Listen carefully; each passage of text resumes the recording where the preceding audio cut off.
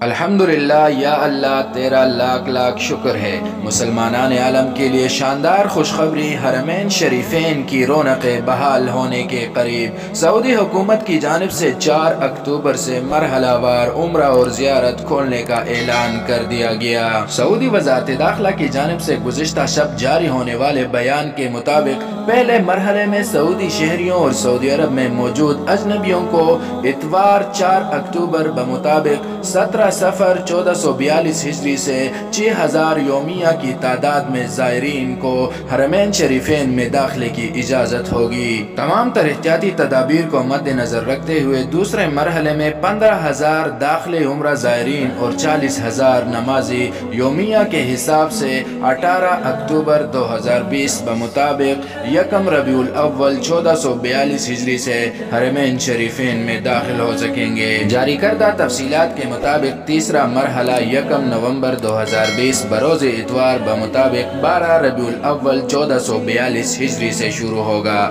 تیسرے مرحلے میں مملکت کے اندر اور باہر یعنی انٹرنیشنل عمرہ زائرین بھی شرکت کر سکیں گے۔ تیسرے مرحلے میں 20000 یومیہ کے حساب سے عمرہ زائرین اور 60000 نمازی حرمین شریفین میں نماز ادا کر سکیں گے۔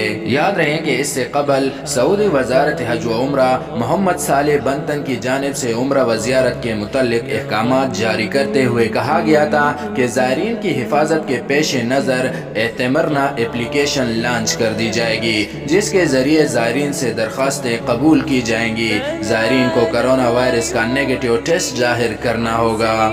یہ تھی اب تک کی اپڈیٹ۔ سعودی عرب سے مصدقہ خبریں اور درست معلومات جاننے کے لیے اس چینل کو سبسکرائب کر کے بیل آئیکن کو دبائیں۔ اللہ حافظ و ناصر۔